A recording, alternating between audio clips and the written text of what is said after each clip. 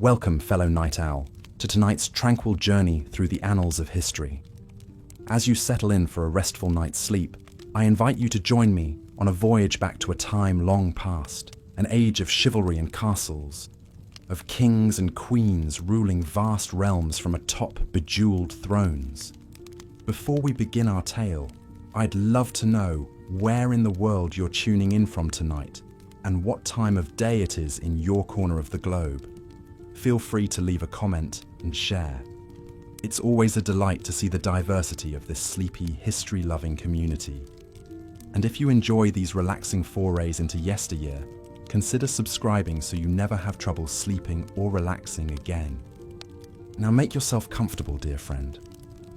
Perhaps you're nestled beneath soft sheets or curled up on a cozy sofa. As your eyelids grow heavy and your breath slows, let my words carry you gently back through the centuries to an era both familiar and strange, where we'll peek behind the stone walls of great castles and into the lives of those who once dwelled within. Tonight, we travel to medieval Europe, spanning from the fall of Rome in the 5th century to the Renaissance blossoming of the 15th.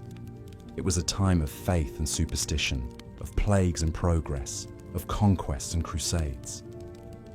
Looming large over this ever-shifting landscape were the monarchs, those princes and princesses, kings and queens who claimed divine right to rule by the grace of God. From bejeweled crowns to ermine-trimmed cloaks, the royal regalia of the Middle Ages still captures our modern imaginations. When we picture the rulers of old, it's all too easy to envision them in a haze of unimaginable opulence, forever feasting and dancing, hunting and hawking, waging war and welcoming peace, draped in silks and dripping in jewels. But what was life really like for the royals of medieval Europe? How did they while away their days within the walls of sprawling castles and fortified manors, when they laid their crowned heads down to rest each night? What dreams and nightmares flickered behind their noble brows? As your own head sinks heavily into your pillow, I invite you to put yourself in their embroidered slippers for a spell. Imagine that you're a king or queen in the Middle Ages, born to a life of unimaginable privilege and power, but also one bound by duty, expectation, and tradition. Each choice you make will shape not just your own destiny, but the fate of kingdoms. So join me now, dear listener, as we tiptoe through echoing throne rooms and down torch-lit passageways, our footfalls softened by thick rushes strewn across cold stone. We'll eavesdrop on councils and ceremonies, feasts and festivals, births and betrothals. In the process, we may just discover that the royals of old were more human than the dusty pages of history might suggest. Our first stop will be the royal bedchamber itself, that most private of sanctums, where monarchs began and ended each day. As you nestle deeper into your own downy cocoon, let us draw back the heavy velvet drapes and greet the dawn as they might have, many centuries ago. Imagine, if you will, the first rays of sunlight creeping through an arrow-slit window, glinting off the gold threads of a finely wrought tapestry. A gently smouldering hearth lends the chamber a drowsy warmth, its flickering light dancing across the intricate carvings of a massive oak bed piled high with embroidered pillows and luxuriant furs. All is still, save for the measured breathing of the noble sleepers within. Before long, a gentle rapping at the door rouses the royal pair. It's the groom of the stool, that most intimate of courtiers, arriving to help the king with his morning ablutions. With great ceremony, the monarch is washed, dried, and dressed, layer upon sumptuous layer. The queen is tended to by her ladies-in-waiting, each one a high-born beauty vying for her favour. Devotions come next, as the king and queen are expected to set a pious example for their subjects. In a small private chapel, they kneel side by side to recite the morning offices, the Latin phrases well worn upon their tongues. The haze of incense and the glimmer of chalices induce an almost dreamlike state, a reminder that the right to rule is a divine mandate, and even the mightiest must humble themselves before God.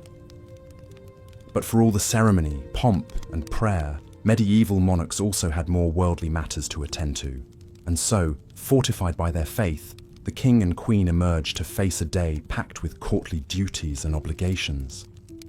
As we've seen, despite their immense power and privilege, medieval monarchs were still very much human, with all the follies, fears, and foibles that entails. Their lives were defined as much by weighty duties as frivolous entertainments, as much by piety as politics. And perhaps no ruler better embodied these contradictions than the 12th century Queen Eleanor of Aquitaine. Born in 1122 to one of the wealthiest and most powerful families in France, the young Eleanor was the heiress to a vast domain that comprised nearly a third of the country. Beautiful, intelligent, and strong-willed, she was one of the most eligible bachelorettes in Europe.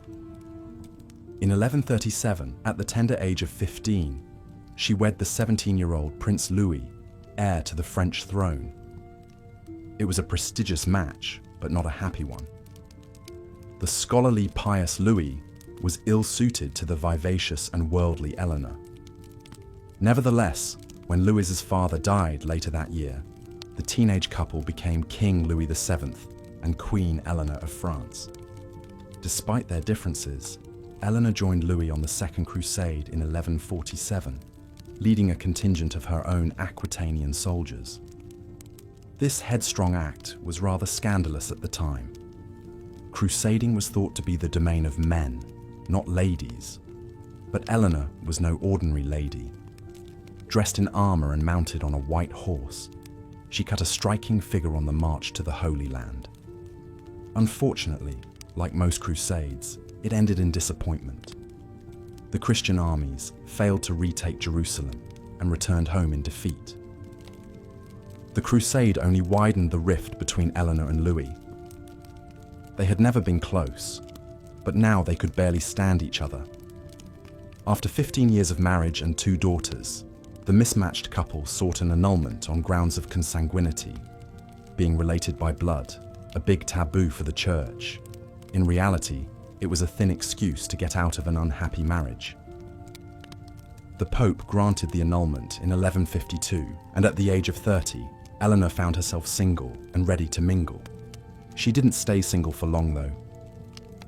Just 2 months after her annulment, Eleanor married the strapping young Duke of Normandy and Count of Anjou, an 18-year-old fellow by the name of Henry Plantagenet. It was a whirlwind romance and a savvy political move. Through their union, Eleanor's lands were joined with Henry's, creating a powerful counterweight to the French crown. But that was just the beginning. When Henry's cousin King Stephen of England died in 1154, Henry pressed his claim to the English throne and became King Henry II, with Eleanor as his queen. At a stroke, the couple now ruled a vast empire that stretched from Scotland to the Pyrenees, the so-called Angevin Empire. Over the next 13 years, the fertile Eleanor would bear Henry 8 children, 5 sons and 3 daughters, including the future kings Richard the Lionheart and John Lackland of Magna Carta fame. However, all was not wedded bliss for the royal couple. Like Eleanor's first marriage, her second union was marked by conflict and strife. Henry was a serial philanderer, openly taking mistresses and siring illegitimate children. He was also a domineering and often cruel husband, restricting Eleanor's movements and limiting her authority. The fiercely independent Eleanor chafed at such treatment, and the marriage deteriorated into a Cold War. Things came to a head in 1173 when Eleanor's sons, prodded by their mother, rebelled against Henry in a bid for power. It was the ultimate dynastic betrayal. But the revolt sputtered out, and Henry took his revenge. He captured Eleanor and imprisoned her for the next 16 years, locking her away in various royal castles.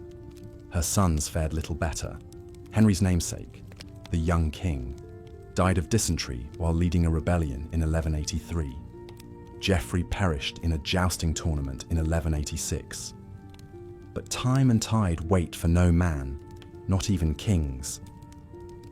When Henry himself died in 1189, Eleanor's favourite son Richard ascended to the throne, and one of his first acts was to free his long-suffering mother.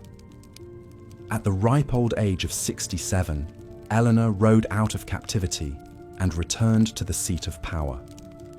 With Richard often absent on crusade, Eleanor served as regent for her son, skillfully managing the realm and his ransom when he was briefly held hostage. Even in her twilight years, the indomitable Eleanor remained a force to be reckoned with.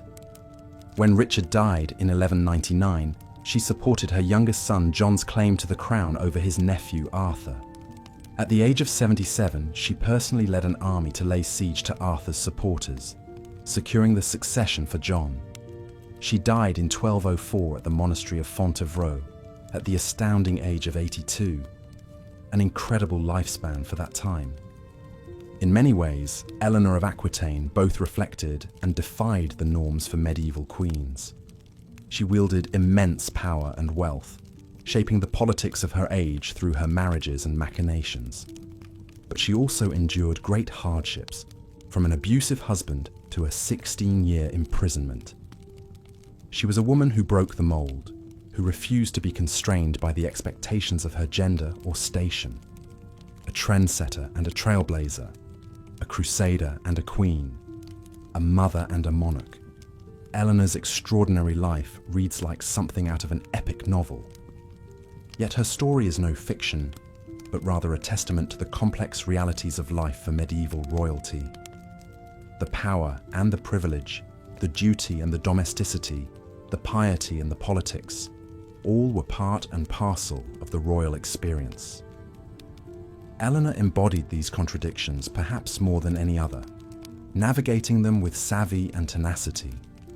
Her legacy continues to loom large, captivating the imagination of historians and novelists alike.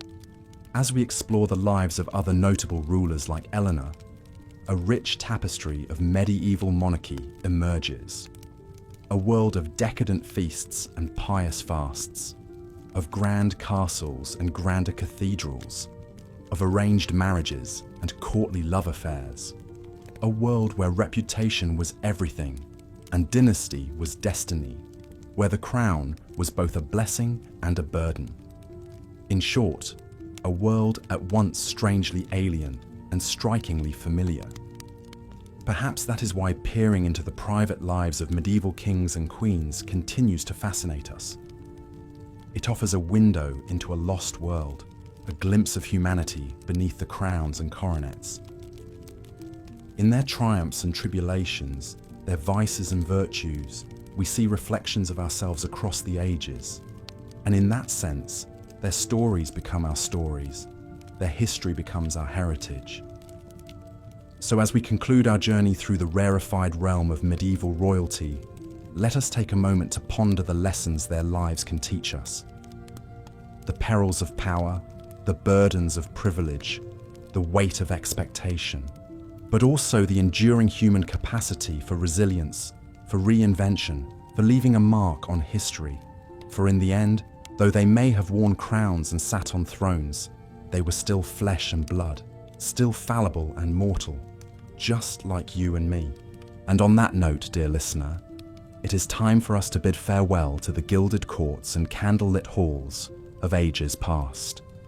May your dreams be filled with visions of mighty castles and fair maidens, of brave knights and wise kings.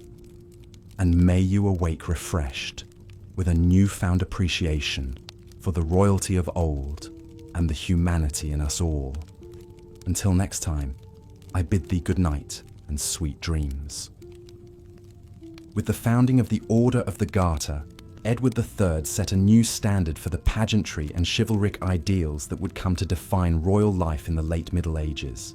This prestigious order of knighthood, with its elaborate ceremonies, grand feasts, and distinctive emblem of a blue garter, epitomized the pomp and majesty that medieval monarchs sought to cultivate. As we've seen, Edward and his Queen Philippa presided over a splendid court culture at Windsor Castle, surrounding themselves with the greatest artists, poets, and musicians of the age. But amidst all the grandeur and revelry, medieval rulers were also expected to embody a deep and abiding piety. Religion suffused every aspect of life in the Middle Ages, and this was especially true for monarchs who ruled by divine right. A king or queen was seen as God's anointed representative on earth, entrusted with leading their people, not only in matters of state, but in spiritual affairs as well. As such, medieval royalty were held to the highest standards of moral rectitude and religious devotion. A typical day for a medieval monarch would begin with morning mass in their lavish private chapel, attended by a retinue of priests and clerics. Kings and queens would spend long hours in prayer, offering supplications for the well-being of their realm and the salvation of their immortal soul. The Book of Hours, a richly illuminated devotional text, was a prized possession of many royals who would pore over its gilded pages in quiet contemplation. The religious calendar also dictated much of the rhythm of courtly life. The liturgical year was punctuated by a series of holy feasts and fasts that all members of the royal household were expected to observe. Lent, in particular, saw the royal diet restricted to very simple meatless meals in emulation of Christ's 40 days in the wilderness. But it was during the great celebrations of Christmas and Easter that the piety and majesty of medieval monarchy reached its fullest flower. The king or queen would preside over magnificent ceremonies in the great cathedrals, wearing their finest regalia and crowns. Amid clouds of incense and the chants of massed choirs, they would take communion before their assembled subjects, affirming their role as the ultimate spiritual authority in the land. This public display of piety was immensely important for cultivating the aura of sanctity and righteousness that medieval rulers depended on to legitimate their earthly power. By publicly venerating saintly relics, endowing monasteries and churches, and even embarking on holy pilgrimages and crusades, kings and queens sought to reinforce their image as the godly stewards of Christian society. Perhaps no one embodied this ideal of the pious medieval monarch more fully than Louis IX of France, known to history as Saint Louis. Renowned for his devout faith and austere lifestyle, Louis was a king who fasted regularly, wore a hair shirt under his royal robes as a sign of penance, and even invited the poor to eat at his table. He embarked on 2 ultimately disastrous crusades to the Holy Land, dying of dysentery on the second venture in Tunisia. But his reputation for saintliness only grew, and he was canonized by the Catholic Church just 27 years after his death. Of course, not all medieval rulers lived up to such lofty ideals. For every St. Louis, there was a king like Henry VIII of England, who famously broke with the Catholic Church in order to divorce his first wife, and went on to marry 5 more times. The notorious Pope Alexander VI, who reigned during the Renaissance, openly acknowledged his illegitimate children and was accused of turning the Vatican into a den of depravity. But for most medieval monarchs, piety and prayer remained an essential part of their daily lives and public personas.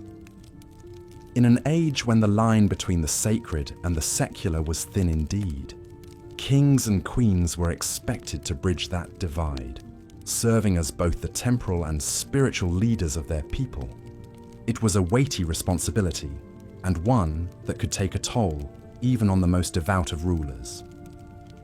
The great Carolingian emperor Charlemagne, who ruled much of Western Europe in the 8th and 9th centuries, was said to have wept with emotion as he took communion on his deathbed. So acutely did he feel the burden of his sins and the immensity of his role as God's vice-regent on earth. For the medieval monarchs who bore this sacred mantle, the glittering trappings of royal life, the sumptuous banquets, the silk-draped beds, the fawning courtiers, were perhaps a welcome distraction from the weighty matters of the soul that occupied so many of their waking hours. In the flickering candlelight of the royal chapel, as the king or queen knelt in prayer before the altar, the outside world, with its earthly cares and pleasures, must have seemed far away indeed. As we contemplate these long-ago rulers in their private moments of piety, we are reminded of the deeply human dimension of even the most exalted lives. Behind the crowns and scepters, the ermine-trimmed robes and the soaring rhetoric, medieval monarchs grappled with the same eternal questions that have always haunted the human heart. Questions of meaning, mortality, and the yearning for connection with the divine. In the tomb-like hush of the great cathedrals where they worshipped, or in the flickering shadows of their own bedchamber, these kings and queens sought solace and guidance from a higher power. And in so doing, they left us a powerful reminder of the enduring search for purpose and transcendence that unites us all across the ages. But even the most pious of rulers could not spend all their days in prayer and contemplation. The business of actually ruling a kingdom called, and medieval monarchs had to navigate a treacherous landscape of competing interests, shifting alliances, and powerful personalities as they sought to maintain their grip on power. Perhaps no one exemplified the shrewd political maneuvering and force of character required of a successful medieval ruler quite like Eleanor of Aquitaine. Born into a wealthy noble family in southwestern France in 1122, Eleanor was one of the most eligible bachelorettes in Europe when she inherited the vast duchy of Aquitaine in her own right at the tender age of 15. Her first marriage, to pious King Louis VII of France, was by all accounts a mismatch of personalities. The worldly and cultured Eleanor found the ascetic Louis unbearably dull, and their relationship soured after she accompanied him on the ill-fated Second Crusade to the Holy Land. The expedition was a disaster, and rumors swirled that Eleanor had carried on an affair with her uncle, the dashing Raymond of Poitiers, while encamped in the shadow of the great walls of Antioch. When the royal couple returned to France, their marriage was effectively over, and in a shocking move for the time, the Pope granted Louis an annulment on the grounds of consanguinity, being too closely related. Eleanor, still only 28 years old, suddenly found herself once again the most desirable bride in Christendom. Her next match would prove far more consequential. Just 8 weeks after her annulment, Eleanor married the young Duke of Normandy, who also held vast territories in western France. His name was Henry Plantagenet, and 2 years later he would ascend to the throne of England as King Henry II, with Eleanor as his queen. Together, Eleanor and Henry would preside over a sprawling empire that stretched from the Scottish borders to the Pyrenees Mountains, encompassing all of England and more than half of modern-day France. It was one of the largest and most powerful realms in medieval Europe, and at its centre stood the formidable partnership of Henry and Eleanor. Over the course of their tempestuous 35-year marriage, the royal couple would have 8 children together, including 2 future kings of England, the legendary Richard the Lionheart and his treacherous brother John. Eleanor would serve as regent for her sons when they took the throne, wielding immense power and influence in her own right. But her path to becoming one of the most powerful women in medieval Europe was hardly a smooth one. Eleanor and Henry's marriage was notoriously fractious, marked by infidelities, power struggles, and outright rebellion on the part of their sons, often with Eleanor's backing. In 1173, Eleanor's 3 eldest sons, young Henry, Richard, and Geoffrey, rose up against their father in a bid for greater autonomy and control over their own territories. Eleanor, who had long chafed under Henry's efforts to curtail her authority, sided with her sons in the revolt. But the rebellion was ultimately crushed, and Eleanor was captured while attempting to flee to France.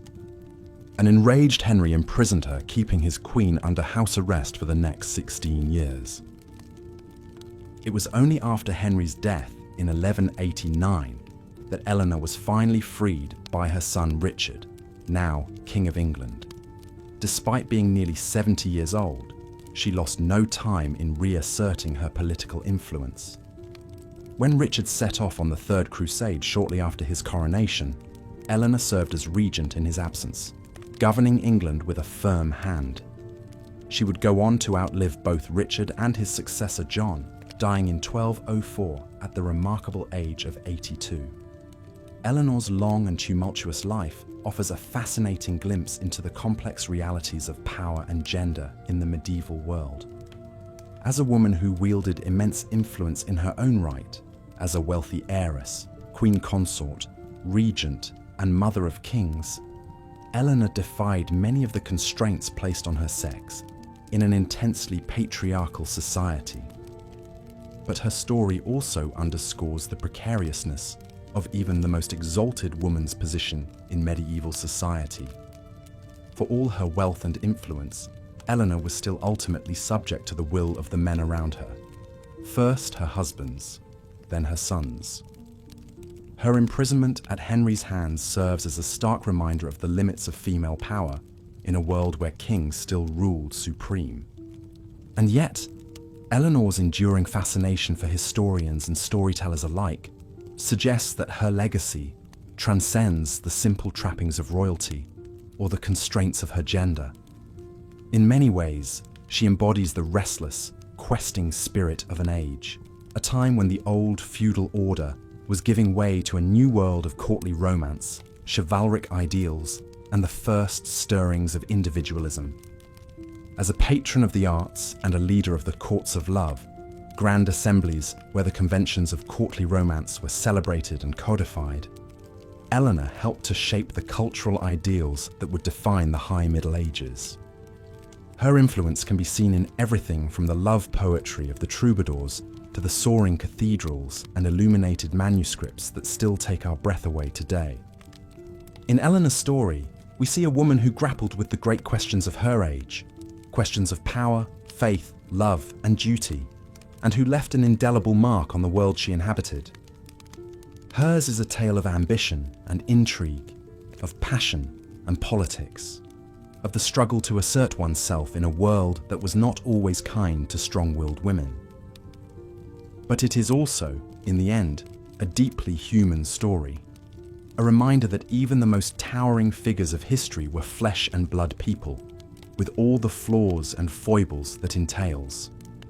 In the flickering candlelight of a long-ago castle chamber, we can imagine Eleanor as she might have been in a rare moment of repose, a woman of indomitable spirit and fierce intelligence, yet still subject to the same yearnings and vulnerabilities that have always animated the human heart. As we drift off to sleep, let us dream of Eleanor and her world, a world of crenellated battlements and fluttering banners, of soaring cathedrals and scented gardens, of love and war and the eternal dance of power. And let us remember too that the great sweep of history is ultimately woven from the countless strands of individual lives, each one a story waiting to be told, a legacy waiting to be remembered in the stillness of the night. As we've seen, the lives of medieval monarchs were steeped in extravagance and pageantry, yet also heavily circumscribed by rigid expectations and weighty responsibilities. For all the grandeur of their castles and courts, kings and queens faced a daily existence that was in many ways far from enviable. Take Eleanor of Aquitaine, for instance. Born into wealth and privilege as the heiress to a vast duchy, she became Queen of France at the tender age of 15, upon her marriage to King Louis VII. The young couple embarked on the ill-fated Second Crusade together, a grueling journey across thousands of miles that ended in military failure and personal estrangement.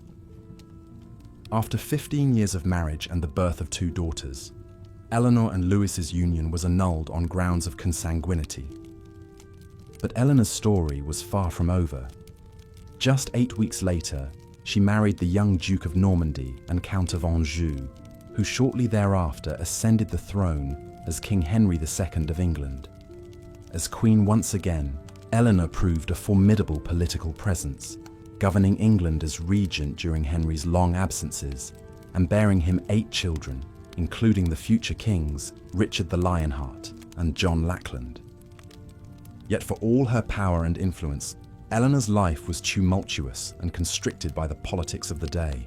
Her marriage to Henry grew increasingly fractious, and she eventually incited her sons to rebel against their father, a transgression for which she spent 16 years under house arrest. In the end, she outlived both her husbands and all but 2 of her 10 children, dying at the ripe old age of 82 as the Queen Mother and one of the great survivors of the age. Eleanor's remarkable tale highlights the precarious position in which even the most blue-blooded of medieval women found themselves. Subject to the authority of fathers, husbands, and sons, queens could wield significant influence from behind the scenes, but always at the risk of censure or punishment for overstepping their bounds. The personal was deeply political, and a royal woman's choice of spouse or ability to produce heirs could spell the difference between dynastic glory and ruin. This was certainly the case for Empress Matilda, the daughter of England's King Henry I. Groomed for greatness from a young age, Matilda was married off to the Holy Roman Emperor as a teenager, and later recalled to England to be named her father's heir after the death of her brother in a shipwreck. But the barons balked at accepting a woman as their ruler, and when Henry died, Matilda's cousin Stephen of Blois rushed to seize the throne, plunging England into a nearly 20-year civil war known as the Anarchy. Matilda fought fiercely for what she saw as her birthright, rallying troops to her cause, and even escaping a castle under siege by being lowered down the walls in a coffin.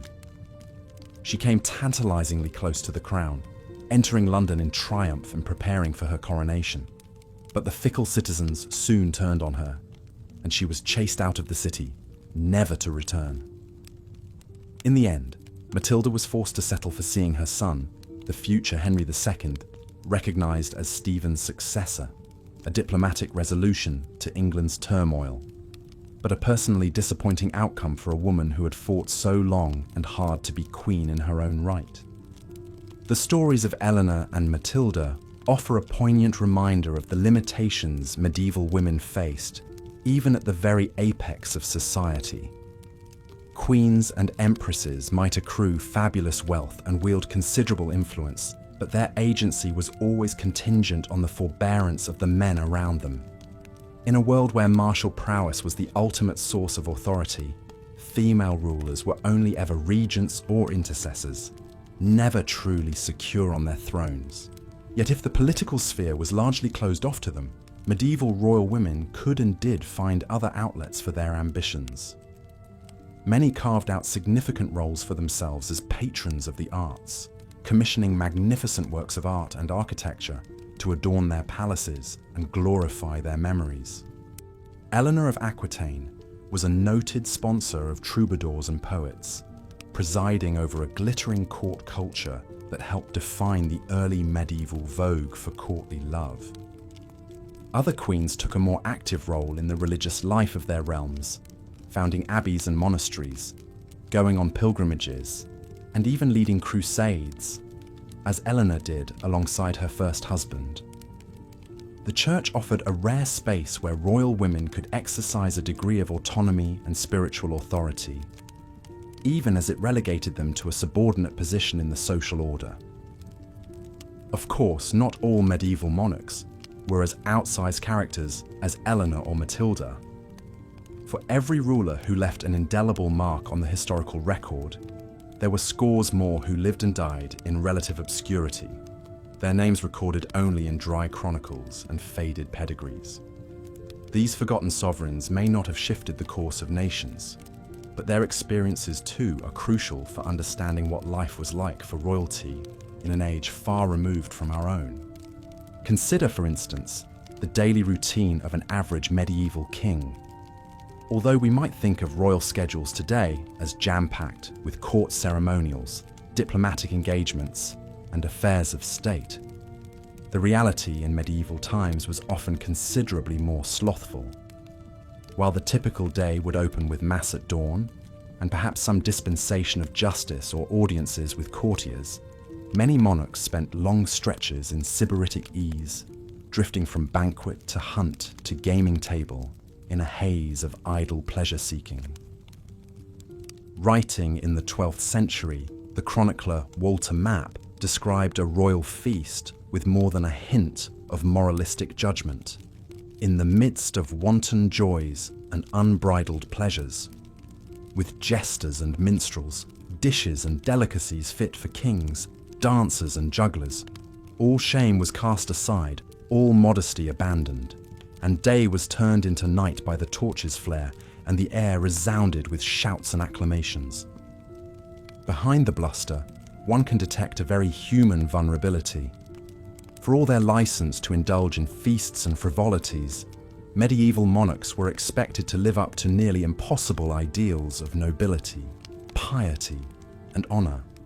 They were supposed to be generous patrons, fierce warriors, wise judges, and unimpeachable moral examples, all while navigating the treacherous currents of court politics and dynastic rivalry.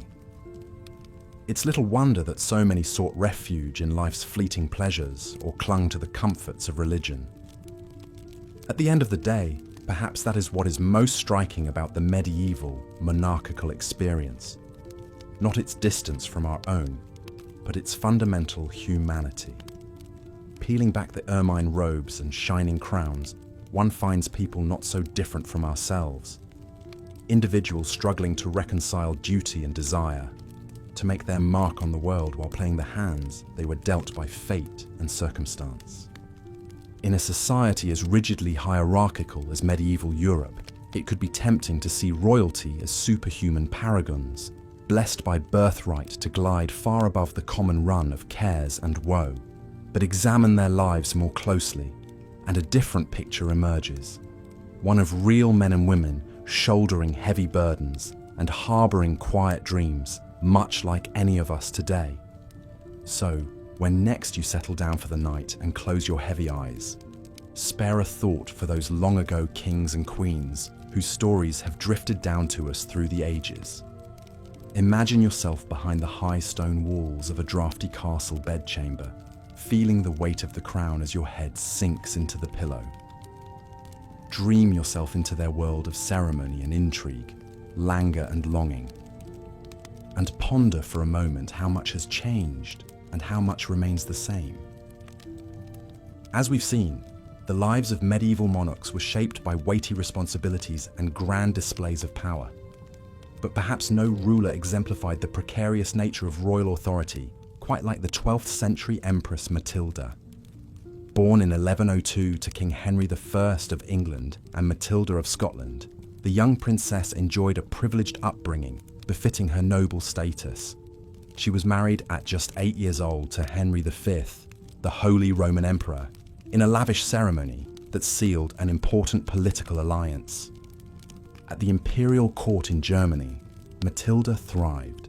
She quickly adapted to the language and customs of her new home, impressing others with her poise and intellect. The teenage empress traveled extensively with her husband, even accompanying him on military campaigns in Italy. Sadly, Henry V died suddenly of illness in 1125, leaving 23-year-old Matilda a widow. With no children of her own, she returned to the English court of her father. King Henry I doted on his only surviving legitimate child. He named Matilda as his heir and forced his barons to swear fealty to her, an unprecedented move, as a woman had never ruled England in her own right before. To bolster her claim, Henry arranged Matilda's marriage to the powerful Geoffrey of Anjou in 1128. The union produced 3 sons, including the future King Henry II. But storm clouds were gathering. Many of England's barons resented the idea of a female sovereign, and Matilda's haughty demeanour at court did little to endear her to would-be subjects. When Henry I died in 1135, the stage was set for a showdown over the royal succession. The king's nephew, Stephen of Blois, quickly crossed the Channel, seized the crown for himself, and was recognised as ruler by the English church. Matilda was incensed. With her husband Geoffrey, she rallied supporters to her cause and launched an invasion of England in 1139. The perils of the monarchical life were laid bare as a bitter civil war erupted. For over a decade, the realm was consumed by bloody conflict and shifting alliances as Matilda battled her cousin Stephen for the throne. The period came to be known as the Anarchy. Despite her tenacity, the Empress struggled to win a decisive victory. Her forces captured Stephen in battle in 1141, and Matilda briefly took control of the government. But a series of strategic blunders and her imperious rule alienated erstwhile allies. A popular uprising drove Matilda out of London before her planned coronation. As the war dragged on, the people suffered immensely from the breakdown in law and order. In the end, neither Matilda nor Stephen would truly prevail. The anarchy ended in 1153 with the Treaty of Winchester, which allowed Stephen to keep the throne, but named Matilda's young son Henry as his successor. The following year, Stephen's death cleared the way for Henry II to finally restore stability to England. Matilda's decades-long fight to secure her royal inheritance was over. The dramatic saga of the Empress Matilda illustrates the reality that even the most privileged royal existence could be disrupted by political turmoil. Matilda was born into power and groomed for greatness, but her sex and stubborn personality ultimately hindered her path to the crown. While she never ruled in her own name, Matilda's lifelong quest to secure the throne laid the foundation for the Plantagenet dynasty that would dominate England for over 300 years. Throughout the Middle Ages, royals like Matilda were expected to serve as beacons of culture and learning for their people. In an era when access to education was limited mostly to the wealthy and religious orders, medieval monarchs played an outsized role in fostering the arts and sciences. Kings and queens would wield their vast resources as patrons, supporting the work of scholars and artisans in a grand show of power and prestige. Few things demonstrated the cultural clout of a ruler like commissioning magnificent works of architecture. Soaring cathedrals and imposing castles served as awe-inspiring tributes to both God and king. The Gothic style that flourished in the 12th to 16th centuries was characterized by pointed arches, flying buttresses, intricate sculptures, and luminous stained glass. All technical marvels requiring vast teams of skilled masons, glassworkers, and artisans to build. Take one of the most iconic examples, France's Chartres Cathedral. The bulk of this stunning church was erected between 1194 and 1250 during the reigns of Philip II, Louis VIII, and Louis IX.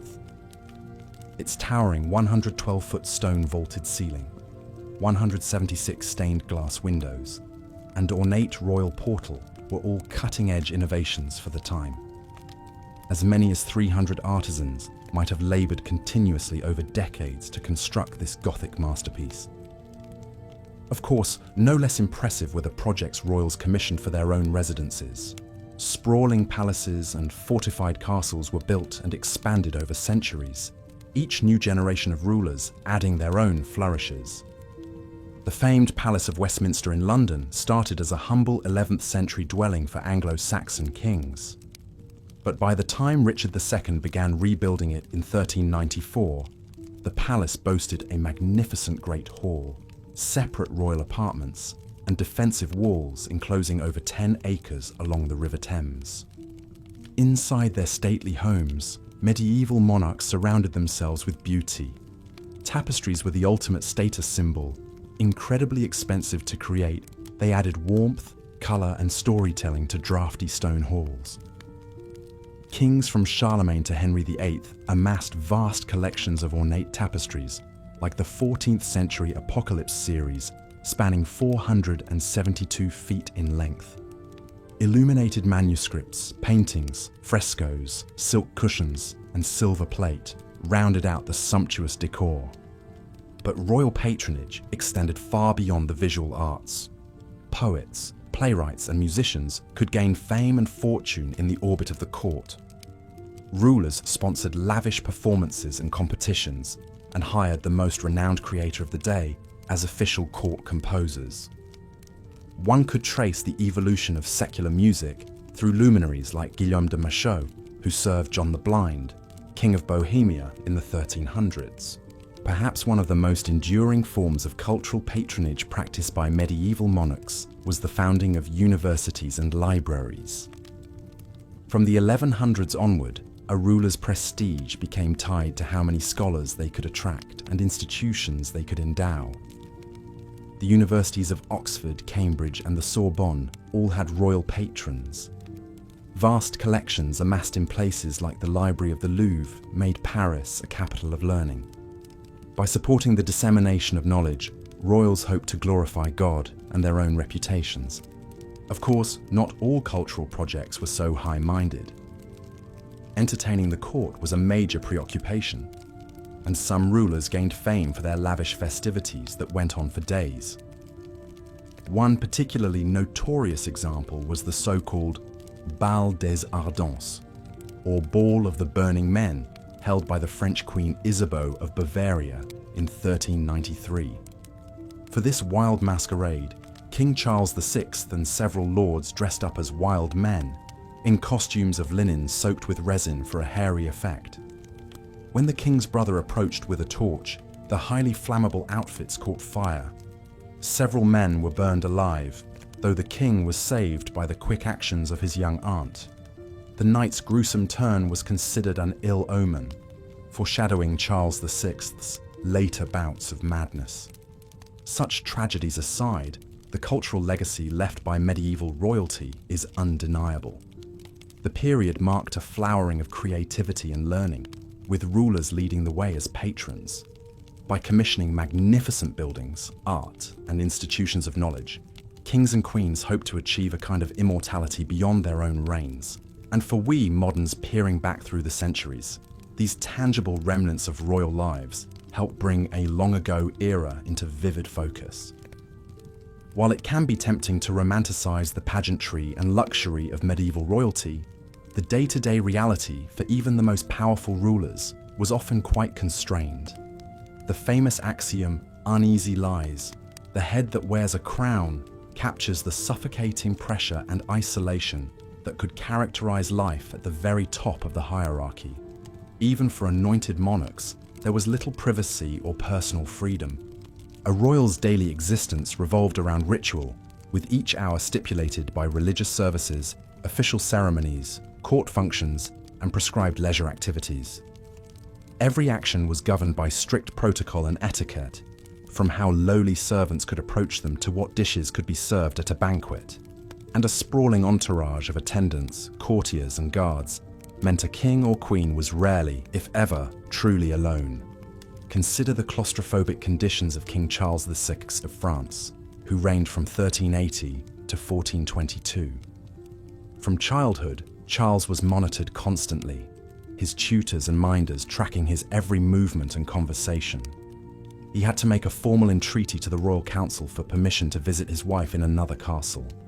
His descent into madness as an adult only tightened the net of supervision around him. Though sovereigns wielded vast power in theory, they were often constrained by webs of tradition and aristocratic power in practice. Running a realm required keeping landed nobles happy, which meant granting them the right offices, marriages, and honours at court. And before the rise of professional bureaucracies, kings relied on their great magnates to carry out everything from collecting taxes to fielding armies, giving them immense leverage. Those who failed to placate their noble subjects could face dire consequences. The Barons' Wars of the 2600s England saw King Henry III taken hostage by a rogue confederation of lords after they felt he had slighted their ancient rights and privileges. Henry was forced to accept reforms limiting royal authority and giving more power to a council of nobles. The crown's dependence on the goodwill of aristocrats was laid bare. The most intimate aspects of a ruler's life were dictated by politics as well. Marriages, especially for women, were almost always arranged with diplomatic aims in mind. Kings and queens were seen as valuable pieces on the dynastic chessboard, used to seal alliances or territorial claims. The wishes of the betrothed were rarely a factor. Princes and princesses often met their new spouses for the first time at the altar. Once wed, a royal couple's chief duty was to produce heirs to continue the dynasty. This pressure was especially intense for women, whose worth was often measured by their fertility. The 15th century Margaret of Anjou endured 7 years of marriage to King Henry VI, without conceiving before finally giving birth to a son, Edward. But when the long-awaited prince was disinherited amid the Wars of the Roses, Margaret transformed into a fierce warrior, leading armies into battle on his behalf. Of course, not all royal marriages were cold political alliances. The great love story of Edward I and Eleanor of Castile in the 1200s is documented in adoring letters that capture their mutual affection. And the 14th century saw the reign of the princes in the Tower, the devoted Edward II and his friend Piers Gaveston, who shared an emotional and perhaps romantic bond. But even these relationships played out on a public stage, subject to the scrutiny of courtiers. Despite the immense privilege of their rank, royalty sacrificed much of their personal autonomy. The crown's seclusion also meant a formal distance from their subjects. Glimpses behind the carefully controlled facade, like Henry VI's melancholic breakdowns or Edward II's grief over the death of Gaveston, reminded the realm of the humanity of their rulers. But more often, what people saw, and what history records, is the public persona of an exalted but inaccessible figure. In the end, perhaps the greatest constraint on a medieval monarch was an unrelenting pressure to measure up to the lofty ideals of the role. Kings were to be paragons of justice, founts of honor, defenders of the church. Queens should be models of beauty, virtue, and piety. They must appear strong but merciful, dignified but generous. And through their patronage and conquest, they had to build a worthy legacy for the ages. Imagine the weight of these expectations on even the most high-born shoulders. Peering back through the mists of time, one almost sees the glittering mask of royalty slip aside, revealing the all-too-human faces beneath the crowns.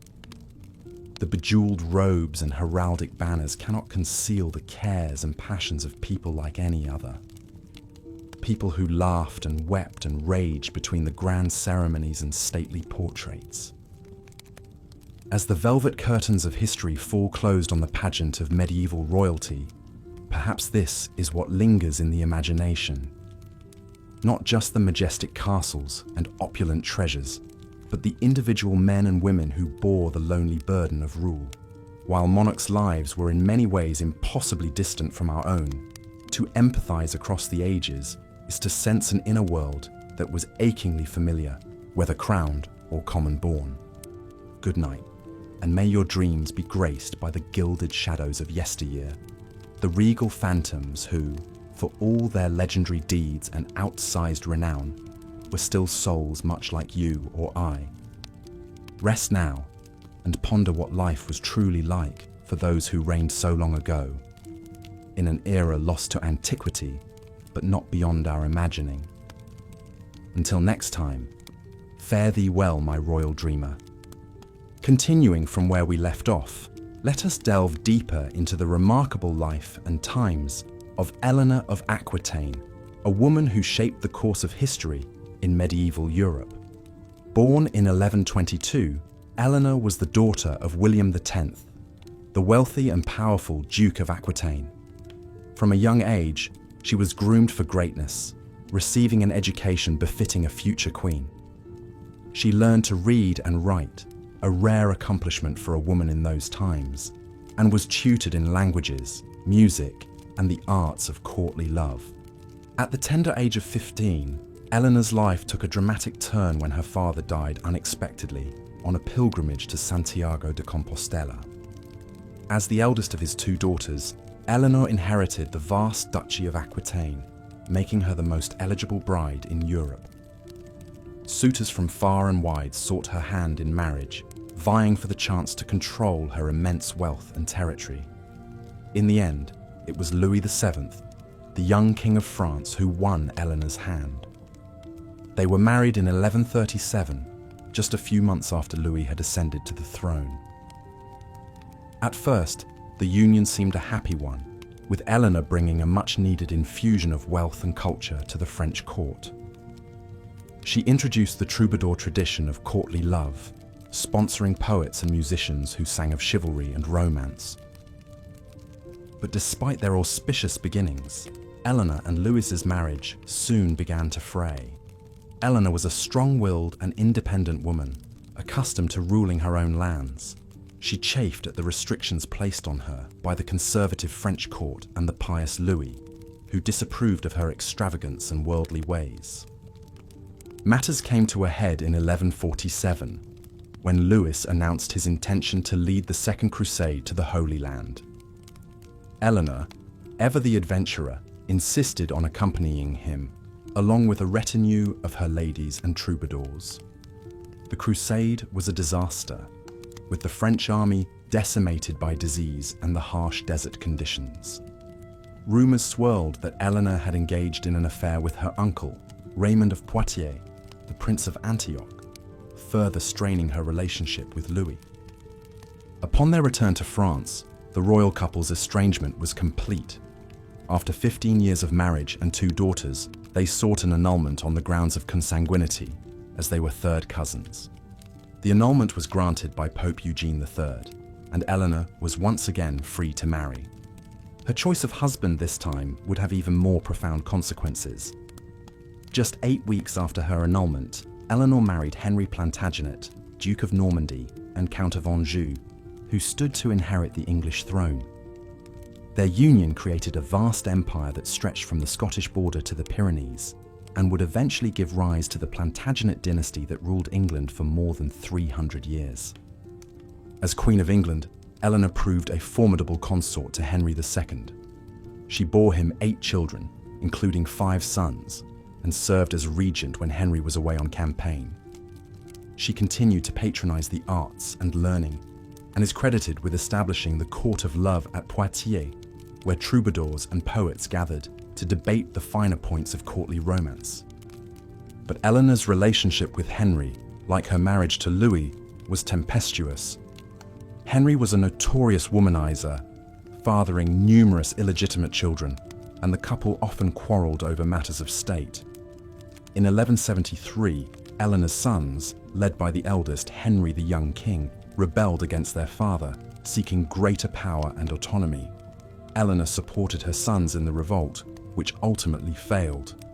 As punishment, Henry had Eleanor imprisoned for the next 16 years, moving her from castle to castle to prevent any further plots. It was not until Henry's death in 1189 that Eleanor was finally released from captivity. By then, she was 67 years old, but her indomitable spirit was undiminished. She outlived Henry by 15 years, serving as a trusted advisor to her sons Richard I and John, who both became kings of England. She undertook diplomatic missions, negotiated treaties and alliances, and even traveled to Spain to choose a bride for her grandson, the future Louis VIII of France. Eleanor's legacy as a patron of the arts and a champion of courtly love endured long after her death in 1204, at the ripe old age of 82. The troubadour tradition she helped to establish spread throughout Europe, influencing poetry, music, and literature for centuries to come. Her descendants, the Plantagenets, would go on to shape the course of English history, giving rise to such legendary figures as Edward I, Edward III, and Richard III. In many ways, Eleanor of Aquitaine epitomized the contradictions and complexities of life for medieval royalty. She was a woman of immense power and influence, yet she was also subject to the whims and desires of the men in her life. She was a patron of the arts and a champion of courtly love, yet she was also a shrewd political operator who used her wealth and connections to advance her own interests and those of her children. Through her long and eventful life, Eleanor navigated the treacherous waters of medieval politics with skill and determination, leaving an indelible mark on the history of England and France. She remains a fascinating figure to this day, a woman who defied the conventions of her time and left a legacy that endures more than 800 years after her death. As we move on to explore other aspects of royal life in medieval times, it's worth keeping Eleanor's story in mind. Hers was a life of privilege and power, yet also one of great challenges and adversity. In her triumphs and her struggles, she reflects the larger themes and trends that shaped the lives of medieval monarchs, from the weighty responsibilities of rulership to the personal sacrifices and compromises that came with the crown. So let us now turn our attention to those responsibilities and sacrifices and examine more closely the unique lifestyle of royalty in the Middle Ages. As we do so, we may find that the glittering facade of wealth and privilege conceals a more complex and often troubling reality, one in which even the most powerful rulers were subject to forces beyond their control. As the sun rose over the medieval landscape, the day began for the monarchs and their household. The first order of business was usually religious devotion. Kings and queens were expected to be paragons of piety, attending daily mass and spending hours in prayer each day. Many had private chapels within their lavish residences, where they could worship in quiet contemplation, attended by priests and ladies in waiting. Religion suffused every aspect of a medieval ruler's life. The Queen's Day often revolved around the royal children. Most queens bore many offspring, as a large family was seen as a blessing and a safeguard for the dynasty. But childbirth was perilous in an age before modern medicine. Queens frequently died in childbed, as did infants and young children. Those princes and princesses who survived enjoyed a privileged but often short childhood. Royal children were usually raised separately from their parents, in a different part of the palace or even a separate residence altogether. There, they were tended to by an extensive staff of nurses, tutors, servants, and companions. A princess would learn domestic skills like needlework, as well as dancing, music, and social graces. Education for princes was rather more expansive, including military training, as well as academic subjects like languages, mathematics, law, and history. All were rigorously schooled in religion and courtly etiquette. But perhaps the most important lessons were in dynastic politics. From an early age, royal children knew their marriages would be arranged for political reasons, to cement alliances, or bring powerful territories under the family's influence. Romance was a luxury that royalty could rarely afford.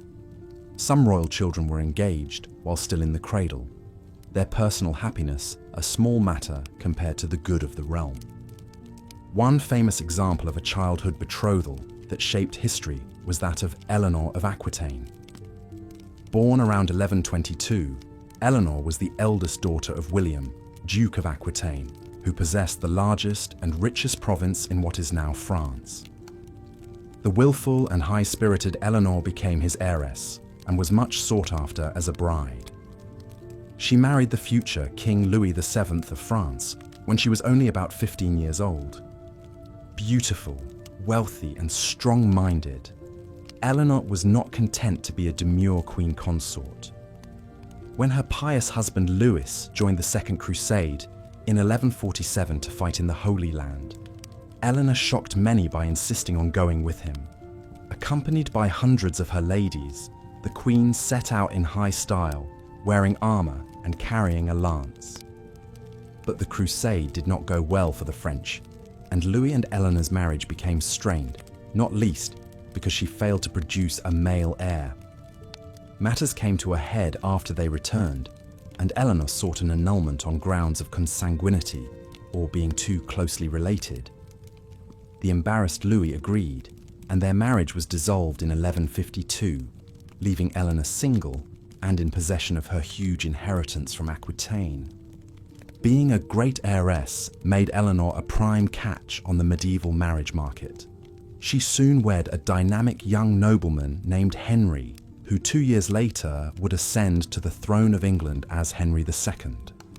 By him, Eleanor bore 8 children, including 5 sons, 2 of whom would become kings in their turn. But as Eleanor aged, her relationship with the explosive and philandering Henry deteriorated. After Eleanor supported a rebellion by their sons against Henry, the furious king had the Queen placed under house arrest, where she remained for over a decade. In the first year of her confinement, 1173, Eleanor's eldest surviving son, known to history as Richard the Lionheart, once again rebelled against his father Henry. Richard, his mother's favourite, may have been emboldened knowing Eleanor supported his claim. He went to war alongside his younger brother Geoffrey, and at one point, the sons actually took their own father prisoner. But Henry finally subdued the rebellion, only agreeing to free Eleanor after Richard submitted and begged for forgiveness. Throughout her long imprisonment, Eleanor remained a strong influence over her sons, fueling their ambitions and giving advice through letters. When Henry II finally died in 1189, Richard ascended to the throne, and his first act as king was to order his beloved mother released. On Richard's departure for the Third Crusade, he installed Eleanor as Regent of England, allowing her to wield power openly for the first time. As regent, and during Richard's long absences and captivity abroad, Eleanor worked tirelessly to raise his ransom, negotiate with the Pope on his behalf, and help rule his territories, travelling ceaselessly across England and France. The indomitable Eleanor lived to the remarkable age of 82, having spent her final years in her favourite abbey, Fontevraud. Eleanor was a shining example of how a medieval queen could carve out a significant sphere of influence despite the constraints placed upon women in her time. She cultivated an image of herself as a cultured patron of the arts, and indeed the tradition of courtly love, poetry flourished at her court, where Eleanor encouraged troubadours to write verses extolling the virtues of noble ladies. But Eleanor was an exception in many ways. For most medieval queens, their chief duty was to provide the king with male heirs. Sons were infinitely preferred over daughters to inherit the throne and carry on the family dynasty. Bearing healthy children was such an essential queenly role that infertile queens were frequently cast off, their barrenness seen as a curse or judgment from God. The pressure on queens to procreate meant that many royal women were almost constantly in a cycle of pregnancy, childbirth, and recovery for most of their fertile years. But they were also expected to preside gracefully over court festivities, even when in a delicate condition.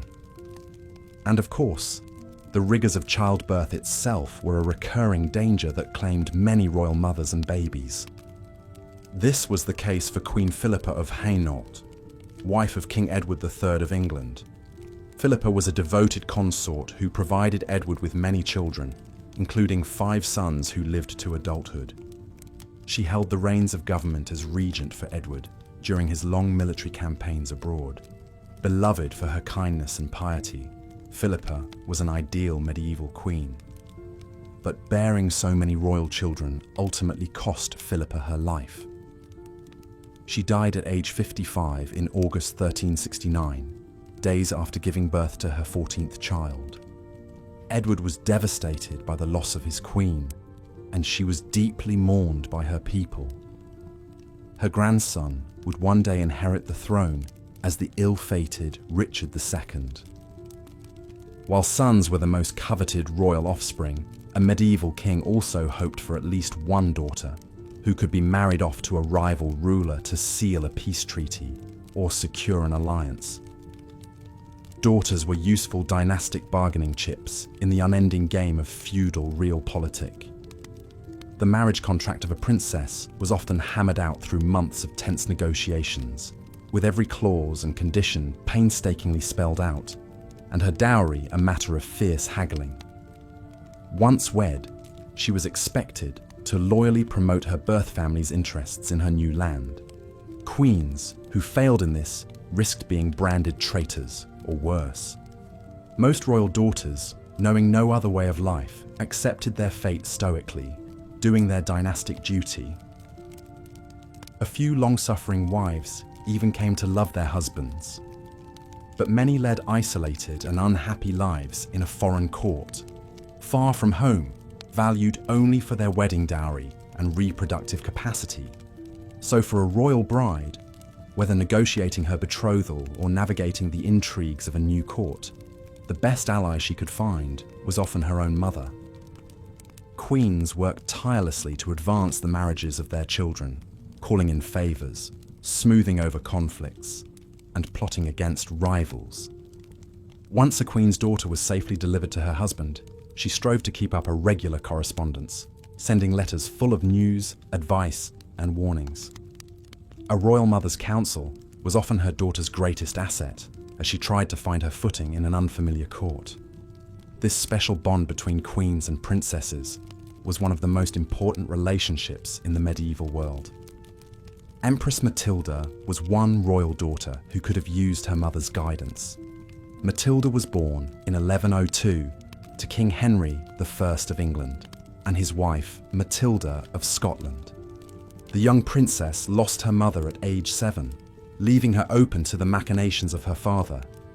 When Matilda was only 8 years old, King Henry arranged her betrothal to the powerful Holy Roman Emperor Henry V, who was more than 15 years her senior.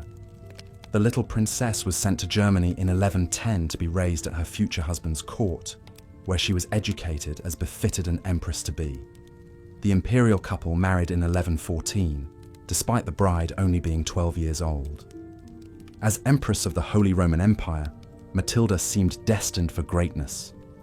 But her husband died in 1125 after only 11 years of marriage. The widowed Matilda, still only 23, was suddenly left without a clear role. She had failed to bear the emperor a child, and his successor had no use for her.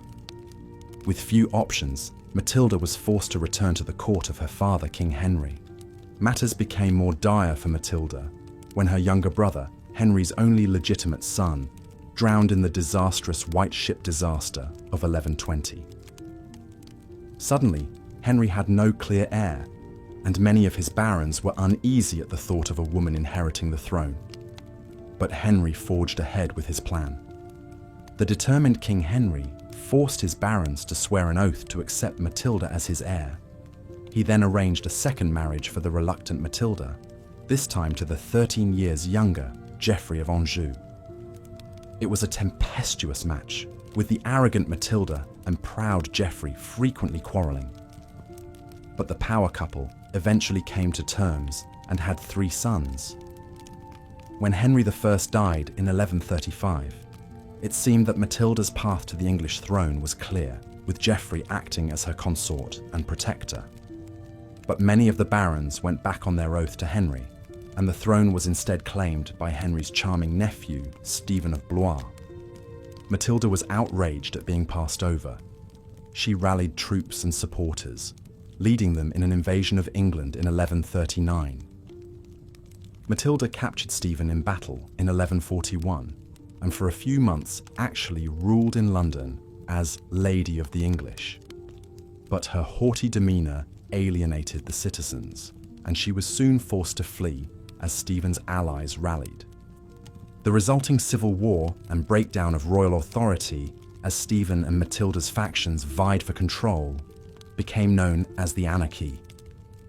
For nearly 20 years, the two rivals continued to struggle and maneuver for advantage as the kingdom erupted in bloodshed and chaos. Contemporary chroniclers lamented that Christ and his saints slept as the war dragged on. Finally, in 1153, the exhausted parties reached a compromise called the Treaty of Winchester. Stephen would remain as king for the rest of his life, with Matilda's son Henry named as his heir. The following year, Stephen died, and the 21-year-old Henry ascended the throne as Henry II, beginning a new era for England. Matilda herself retired quietly to Normandy, where she died in 1167 at age 65, knowing she had fought like a lioness to put her son on the throne. In the end, she lost her long struggle to be queen in her own right. But through her descendants, including the formidable Henry II and celebrated Richard the Lionheart, Matilda left a towering legacy over the English monarchy for generations to come. The saga of Matilda and Stephen demonstrates how uncertain even a seemingly ironclad royal succession could become in the chaos of the Middle Ages. With life expectancy so much lower than today, the death of a king could plunge a realm into disarray if the heir was too young, absent, or disputed. Queens like Eleanor of Aquitaine and Empress Matilda, who lived long enough, could wield great influence as queen mothers and regents for underage sons. Matilda's daughter-in-law Eleanor of Aquitaine was especially skilled at using her power behind the throne to steer events, even dominating the royal court for a time. But such a prominent role for women was the exception rather than the rule in the deeply patriarchal society of medieval Europe. Women, even royal ones, were meant to be submissive, pious, and decorous, modeling the virtues of the ideal courtly lady. Those queens who openly flouted these expectations, asserting themselves too strongly into the male spheres of governance and warfare, frequently met with criticism and censure. Chroniclers denounced them as unnaturally ambitious viragos overstepping their proper womanly role. This was the case with Queen Isabella of France, wife of Edward II of England. Isabella, beautiful and clever, despised her ineffectual, pleasure-loving husband and his male favourites, who held undue influence at court. In 1325, Isabella fled to France, where she took a lover, the ambitious nobleman Roger Mortimer. The scandalous pair gathered an invasion force and attacked England, capturing the hapless Edward and forcing him to abdicate in favour of his teenage son, Edward III. Edward II soon died in captivity, almost certainly murdered on the orders of Isabella and Mortimer. The pair then ruled openly as regents, their brazen affair an open secret. But young King Edward chafed under his mother's thumb. In a palace coup, he arrested Isabella and put her lover Mortimer on trial. The Queen was spared execution and allowed to retire with dignity to a comfy exile. Mortimer, however, was promptly hanged as a traitor. Isabella's story is a cautionary tale of how even powerful queens could swiftly fall from grace if they failed to maintain the proper image of virtuous femininity. In the harsh world of medieval politics, royals danced on a razor's edge, where one wrong move could mean disgrace or death. When those missteps involved queens and their lovers, the scandal was especially juicy to royal watchers. By the later Middle Ages, most kings had resigned themselves to their wives taking discreet lovers, so long as they were reasonably cautious and bore the king's children. Of course, kings themselves frequently strayed with mistresses. It was practically expected for lusty royal husbands. Henry II of England, Eleanor of Aquitaine's spouse, famously kept a whole string of mistresses, most notably the fair Rosamond, the comely young daughter of a knight. Henry ensconced his beloved Rosamond in a sort of love nest, a picturesque bower at the centre of a hedge maze at his park in Woodstock. According to legend, a jealous Queen Eleanor eventually found a way into the labyrinth and confronted her nubile young rival, offering her the choice of a dagger or a cup of poison. The tale's ominous implication of murder only added to the fair Rosamond's romantic mystique. The reality, as usual, was doubtless more prosaic. Some historians believe Rosamond may have become a nun with Eleanor's knowledge, as a respectable way to remove her from the royal court. In any case, Rosamond apparently died of natural causes, as a charitable foundation was later established at Godstow Abbey in her name. The enduring legend of Rosamond and Eleanor demonstrates how tales of courtly love, with adulterous passions, jealous rages, and tragic endings, so captivated the imaginations of medieval nobility. Such scandalous romances whether real or embellished, were the favourite gossip around palace fireplaces and banquet tables. So, where did medieval royals do most of their philandering and politicking? Much of it occurred at their favourite royal residences and power bases. Kings, queens, and their courts were always on the move between castles, keeping an eye on their far-flung domains. The great royal domiciles of the Middle Ages were not just military fortifications, but also political nerve centres and stages for court pageantry and intrigue. The mightiest castles boasted concentric rings of stout walls, towers, baileys and keeps, plus lavish living quarters decked out in rich tapestries, fine furnishings and precious plate. A splendid example was William the Conqueror's White Tower, begun in the 1070s, the first and largest building at the Tower of London complex. Though meant to dominate and intimidate William's new English subjects, the White Tower also functioned as a showy royal residence, complete with a magnificent Great Hall, stately apartments, and a lovely chapel. Many exquisite examples of medieval royal apartments still survive today. One of the most opulent was the Palais de la Cité in Paris, the main seat of the French monarchy from the 10th century until Charles V moved the court to the Louvre in the 1360s. The Palais de la Cité was a vast complex combining a fortress, a prison, law courts, and a dazzling royal residence. At its heart was the sumptuous Grande Salle, a hypostyle hall with soaring vaults supported by colourful marble columns. The vault was painted a deep, inky blue, dotted with golden fleurs-de-lis, evoking the night sky. Magnificent statues of French kings lined the walls, staring down regally at courtiers and visitors. Though the Grande Salle was mostly destroyed by a fire in 1618, we can still marvel at one of its exquisite side chambers, the fairy tale Sainte-Chapelle. This glorious Gothic chapel was built by King Louis IX in the 1240s to house the supposed crown of thorns and other relics of Christ's Passion. The Sainte-Chapelle is famed for its dazzling stained glass windows, an ethereal expanse of luminous jewel tones soaring nearly 100 feet above the marble floor. Brilliantly hued scenes from the Old Testament and Passion cycle mesmerize the eye, awash with glowing. Life for royalty in medieval times was a world unto itself, set apart from the toil and concerns of the common people. While the lives of kings and queens were undoubtedly privileged, full of luxury and power beyond imagining for most, they also carried heavy burdens and weighty expectations. Their daily routines were marked by strict ceremony, onerous duties, and constant public scrutiny. The royal lifestyle was at once decadent and demanding, a glittering facade masking very human struggles within. Perhaps no monarch better embodies the paradoxes of royalty than Queen Philippa of England, devoted wife of Edward III and mother to no less than 12 children.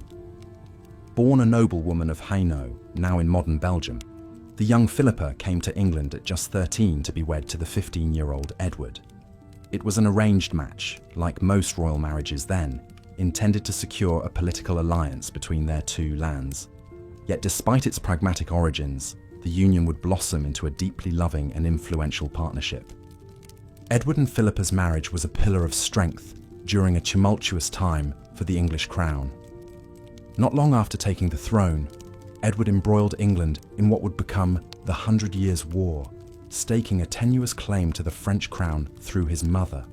As he led armies across the Channel year after year, Philippa often served as regent in his stead, capably governing the realm. She earned widespread respect for her wisdom, grace and charity, a trusted queen who embodied the ideals of the age.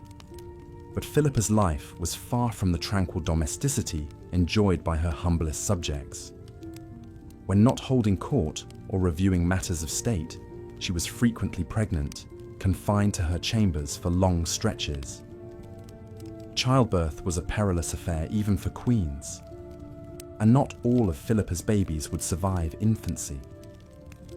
Those who did faced an upbringing of rigid formality, every moment structured and supervised. the natural rambunctiousness of childhood, tamed by decorum. Exhausting as this cycle of child-rearing was, it was also Philippa's chief duty and a source of dynastic pride.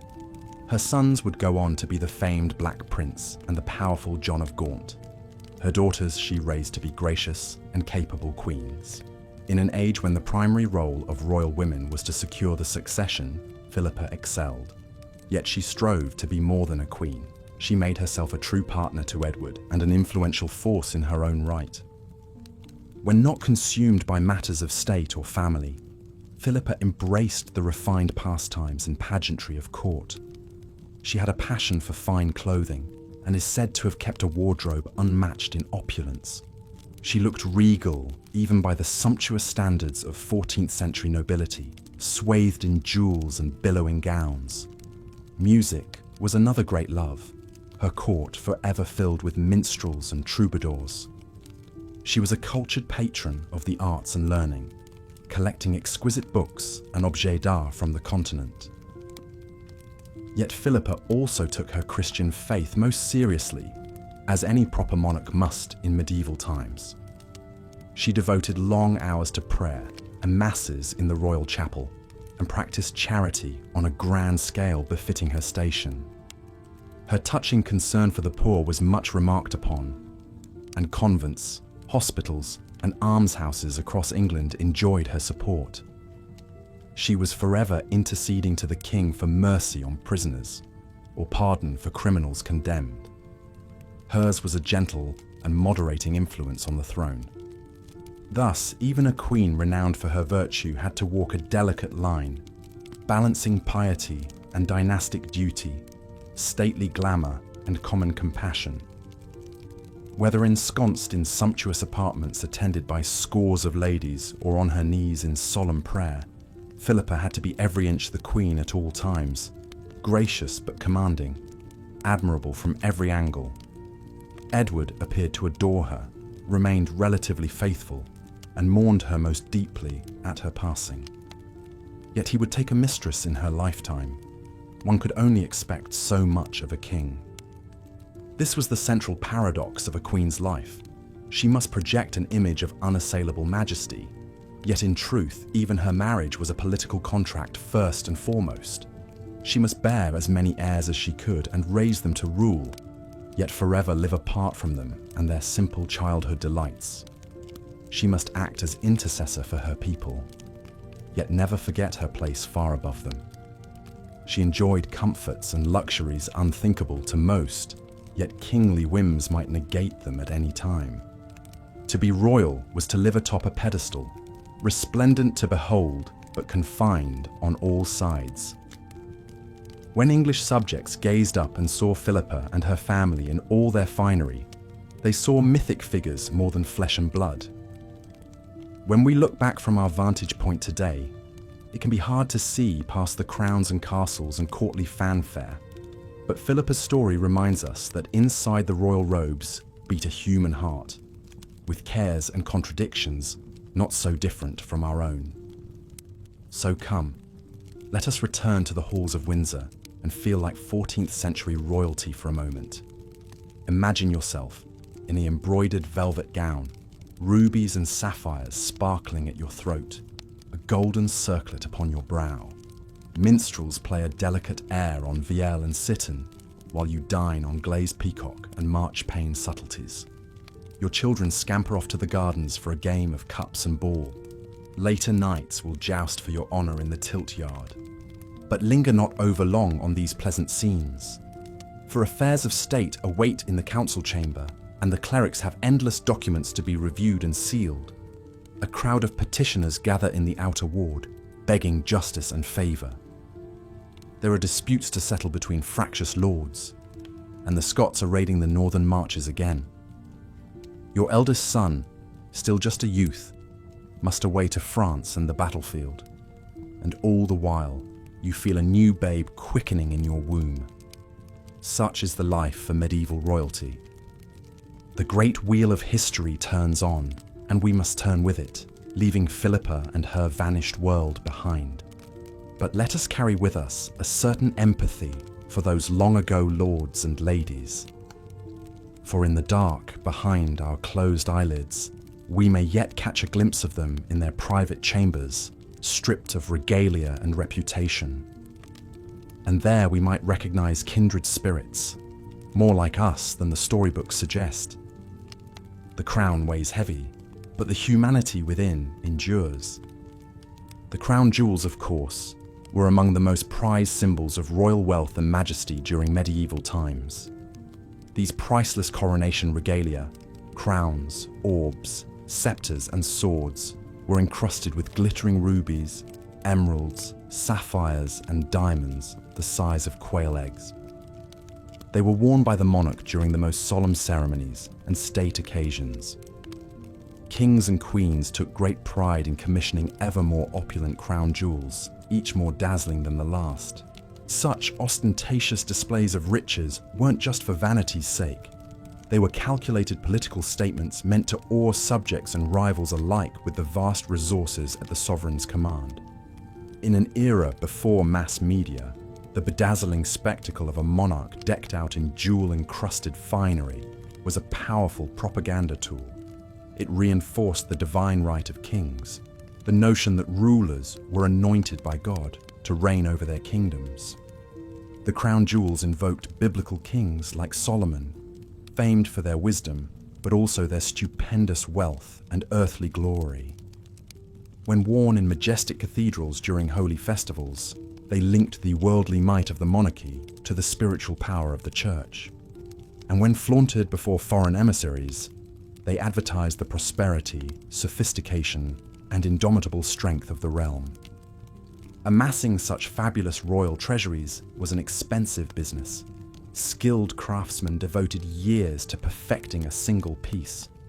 The precious metals and gemstones were sourced from the farthest corners of the known world. Gold from Africa, rubies from Asia, emeralds from Egypt. Such far-flung origins only enhance the mystique of the jewels. The greatest medieval goldsmiths and lapidaries, experts in working with precious metals and gems, were lured to royal courts with promises of generous salaries, lavish workshops, and exalted titles. In some kingdoms, these artisans took on almost priestly status. Their arcane knowledge of metallurgy and gem cutting, considered akin to alchemy. Different cultures developed their own distinctive styles of royal regalia. The Holy Roman emperors sported an octagonal crown, mimicking the walls of Jerusalem. Byzantines favored pendilia, bejeweled ornaments hanging from the crown over the ruler's cheeks and ears. English kings often held scepters topped with a cross or dove to symbolize just and peaceful sovereignty. Protecting such immensely valuable royal possessions was paramount. The crown jewels were locked away in the deepest castle vaults, guarded around the clock by the most incorruptible soldiers. Merely to handle them without permission was considered treasonous. But for all the best efforts of even the most eagle-eyed warders, the dazzling allure of the jewels sometimes proved too tempting. In 1303, the treasury at Westminster Abbey was daringly robbed. The golden crown, scepters and rings of Edward the Confessor were stolen by a mysterious band of thieves. Sacrilegious as the crime was, one can almost admire the audacity of these bandits, bold as brass, making off with the most jealously guarded treasures in all the land. The repercussions were swift and terrible. Every able-bodied man in London was ordered to help with the hunt. The city gates were sealed for days. Dozens of suspects were rounded up, and one presumes the jailers weren't too fussed about observing Magna Carta rights. Though most of the jewels were eventually recovered, the crown was damaged beyond repair. This legendary heist later inspired many a ballad and morality tale, with the moral being, of course, that it is easier for a camel to pass through the eye of a needle than for a thief to escape the king's justice. For commoners, even glimpsing the crown jewels was a once-in-a-lifetime experience. Perhaps a chance peek as the royal procession wound its way to Westminster for a coronation, or a tantalizing glint of gold as the monarch sat enthroned in full regalia. Ironically then, for most medieval folk, The royal crown jewels were like that famous Arthurian quest object, a glimpse of the Holy Grail, radiant and otherworldly, but forever out of reach behind castle walls. Marvelous to dream about, though. Those huge, hypnotically sparkling gemstones, the warmth of that soft, lustrous beaten gold, the sheer majesty embodied in each priceless, timeless treasure. However much the jewels bedazzled the public imagination, for the royals themselves, they could sometimes be a weighty reminder of the burdens of kingship. The 11th century German king Henry III reportedly despised wearing his crown, as it gave him headaches. The 13th century English monarch John was said to have pawned his jewels to finance his disastrous wars, a sign of his spendthrift ways. Perhaps it was a relief to set aside the £8 crown at the end of a long ceremony a day. But even in private, royals couldn't entirely escape the regalia. They wore smaller jeweled diadems and coronets as part of their everyday dress. Their furniture and tableware was festooned with gold and silver. Jewels glittered from every scabbard, goblet and slipper. Such all-encompassing opulence was customary and expected. A medieval king couldn't very well greet the Venetian ambassadors wearing a monk's rough-spun robes and a wooden bowl. Royalty had an image to uphold, one synonymous with the finest things in life, meant to mirror God's heavenly splendor and awe the masses into obedience. In a world of backbreaking poverty for most, rulers had to both look and live the part of the elect. A race of gilded demigods, draped in the most precious earthly treasures known to man. As much as we moderns might raise an eyebrow at such conspicuous consumption, there's no denying the sheer aesthetic pleasure of these magnificent artifacts. Just picture the coronation crown of the Holy Roman Empire, a soaring gold affair studded with sapphires, pearls, and an enormous ocean blue aquamarine. Or the Alfred Jewel, that Anglo-Saxon amulet with its enigmatic enamel portrait, as vividly coloured as the day it was fired. These sublime treasures still have the power to enchant and inspire. And though the kings and queens who once wore them are long gone, the crown jewels remain, tangible symbols of the wealth, power, and glory of royalty in times past. More than mere ornaments, they are the glittering stuff of legends. Of course, not all royal treasures were as flashy as gem-encrusted crowns. Monarchs also cherished more understated heirlooms that were no less significant. Take the coronation spoon used to anoint English sovereigns with holy oil, a battered little silver thing about as plain as a bean spoon. But it dated back to the 12th century and was believed to be the only relic to survive the plundering of the crown jewels in the English Civil War. As such, it was imbued with sacral and historic value far beyond its appearance. Or consider the bizarre Reichenau sword and scabbard, a 10th century German weapon with an ornate scabbard of chased silver, patterned with fantastical faces melting into each other. Scholars still argue whether the unsettling designs were meant to evoke the souls of warriors devoured by the blade, or a kingly lineage dissolving into the next. In any case, it is a sublimely eerie piece of craftsmanship and a window into the more outre side of medieval aesthetics. But such grim-seeming oddities were the exception in royal treasure hoards. For the most part, the emphasis was firmly on displays of wealth, beauty, and exquisite workmanship that attested to the refinement and might of the ruling class. Where commoners made do with crudely thatched huts, rag clothing, and leather trenchers, the king and his court enjoyed the ne plus ultra in every department. The most intricate tapestries, the most towering Gothic cathedrals, the most beguiling music. Luxuries like spices, silks, and stained glass were imported at staggering expense from the far reaches of the globe. Teams of tailors, goldsmiths, and furniture makers were kept on permanent retainer to furnish an endless stream of sumptuous goods. The royal wardrobe alone was vast enough to clothe a small city, from ermine-trimmed robes to jeweled slippers to gold-plaited underpants. No wonder that, for the average swineherd or scullery maid, the royal lifestyle seemed as impossibly remote and marvelous as that of archangels or fairy kings. And no wonder that the ultimate fairy tale ending was for a humble hero to ascend to royalty, whether by pulling a sword from a stone, or marrying a prince, or simply waking to discover it had all been a beautiful dream. Yet even in their finest silks and most pompous ceremonies, medieval monarchs were only flesh and blood. They weren't immune to the same everyday ailments, emotions and indignities as the lowliest peasant. One can picture the royals nursing headaches after too much Rhenish wine, or discreetly scratching their lice-ridden wigs, or grumpily changing out of those stiff brocaded tunics into something a tad more comfy. It's this human touch that makes them relatable across the yawning centuries. Underneath all the padded pomp and circumstance, kings and queens worried about their unruly offspring, griped about their gambling debts, and suffered from indigestion, just like anyone else.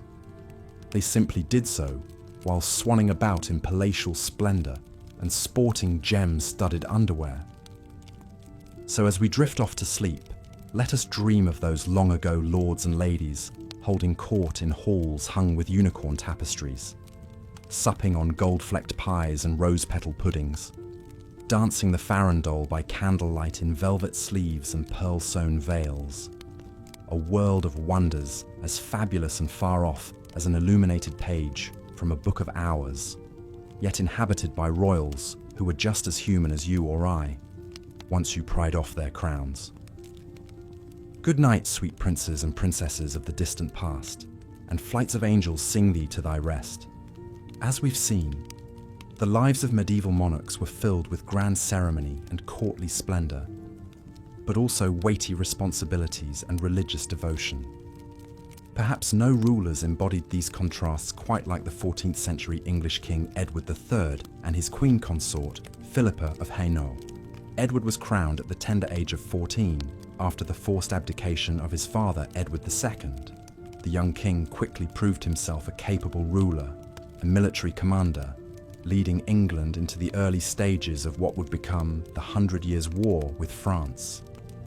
Edward asserted his claim to the French throne through his mother, Isabella, the so-called she-wolf of France. This conflict would consume much of Edward's reign and come to define the chivalric ideals of his court. Alongside her ambitious husband, Queen Philippa presided over a glittering royal household teeming with nobles, courtiers, servants, and visiting dignitaries. Philippa was no passive consort. She actively engaged in diplomacy, even personally negotiating a truce with Scotland, while Edward was away campaigning in France. The Queen was also a noted patron of the arts, particularly minstrels and musicians. Her influence helped shape the elegant, refined court culture for which she and Edward became renowned. Of course, the glamour and power couple dynamics of Edward and Philippa's marriage didn't preclude them from fulfilling the primary duty expected of any royal pair, producing heirs, and in this, they certainly rose to the occasion. Philippa bore a remarkable 12 children in total, including 5 sons who survived to adulthood. The eldest, Edward of Woodstock, would earn fame as the Black Prince and father the future King Richard II. Through Philippa's many daughters, the Plantagenet dynasty forged marital alliances across Europe. For all the splendor and intrigue that swirled around them, Edward and Philippa seem to have enjoyed a surprisingly stable and affectionate union by the standards of medieval royalty. Unlike his philandering father, Edward III never kept an official mistress. He relied on Philippa as a trusted political advisor and companion. According to some accounts, as the Queen lay on her deathbed, the grief-stricken Edward dutifully held her hand for several days until she passed. Even before Philippa's death in 1369, Edward began to withdraw from public life as he entered old age. The capable leader who embodied the chivalric ideal had grown increasingly infirm in both body and mind. During his final years, he fell under the influence of his grasping mistress, Alice Perez, who purportedly plundered the royal treasuries. When Edward himself died in 1377, the once glorious Plantagenet dynasty he and Philippa had built teetered on the brink of chaos. Their great-grandson Richard II would prove ill-suited to the throne, eventually deposed by rebellious nobles. But despite the turmoil that followed, the legacies of Edward III and Queen Philippa endured. It was Edward who first established English as the official language of his royal court, a shift away from the French that had long been favoured by the Norman elite. He also founded the prestigious Order of the Garter, still the world's oldest national order of knighthood.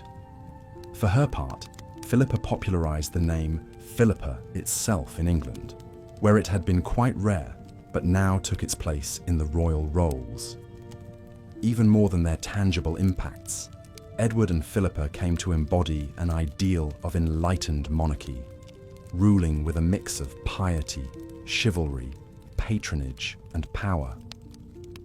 In later centuries, when the Tudors and Stuarts looked back to forge an English identity, they often invoked Edward as a model king, a paragon of both warrior courage and courtly grace presiding over a flourishing medieval realm. That these images tend to gloss over the more complicated realities of Edward's reign attests to the lasting pull of Plantagenet legend. Regal power in the Middle Ages was so often a family affair, the fate of bloodlines and kingdoms bound together in a great generational chess match. For Edward III and Philippa, whatever personal affection they may have shared was always interwoven with hard-nosed political calculation. Their marriage joined England to Philippa's native county of Hainaut, creating a vital early alliance in the 100 Years' War to come.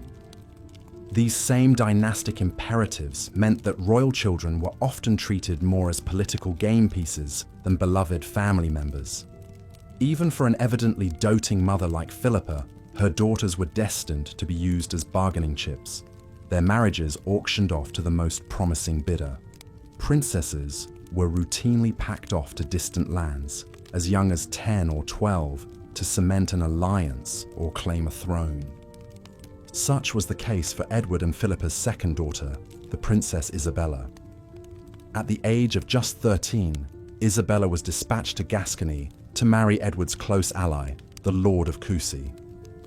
The young girl's lavish wedding in 1365 served as much a show of English wealth and power as a marriage ceremony. Poor Isabella's elaborate trousseau filled an entire ship, while her dowry of 4,000 marks required another vessel to transport. The Lord of Coucy was so impressed by this ostentatious display, he voluntarily became an English vassal on the spot. Marital statecraft aside, the sheer act of giving birth was a crucial role, indeed a risky duty, for any medieval queen. With minimal understanding of hygiene and medicine, childbed presented moral peril for even the most exalted woman. Doubtless, even Philippa, who enjoyed the era's most advanced obstetric care, felt a shiver of dread each time her belly swelled with child. Perhaps she whispered a prayer to St. Margaret, the patron saint of pregnant women, or clutched an amulet of precious stones believed to aid in delivery. Of course, as with so many aspects of medieval life, royal births were witnessed by many and imbued with great political significance. When her time drew near, Philippa would take her chamber, retiring with her ladies to await labour in a darkened room sealed tightly against evil humours. As soon as a new prince or princess issued forth, bells pealed and bonfires blazed to celebrate another successful act of dynastic continuity, and a beaming Edward would dispatch riders to spread news of his expanded brood to all corners of the realm. For royal and peasant alike, children were the keys to power, whether that meant an heir to carry on a royal lineage, or simply extra hands to work the land. But even the most illustrious bloodlines must someday end. Edward III outlived both his beloved queen and his eldest son, the famed Black Prince. He died a dribbling shell of his former self, the realm he'd once commanded, already slipping into discord. There's a certain poetic symmetry to the fact that Edward was ultimately succeeded by his young grandson, Richard II, who was himself deposed and probably murdered. In the end, even the mightiest medieval monarch was made of the same breakable flesh and blood as the lowliest serf. The royal crown was always a heavy burden to bear, even when lined with the softest ermine. Perhaps there's cold comfort to be found in that essential equality. Whatever our station in life, we all grow, strive, scheme, and hurt. We love and we lose. We play our role upon fortune's stage for a brief hour, and then are heard no more. Kings and peasants alike return to the same silent dust from whence we came. And yet, some royal sparkle still catches the eye across the ages. In the heraldic lions stitched on a mouldering banner, or the entwined initials illuminated in a book of hours, in the ghostly chivalry of a poem praising long-dead knights and ladies. The traces linger like the scent of incense in a draughty chapel, or the half-remembered remnants of a dream upon waking.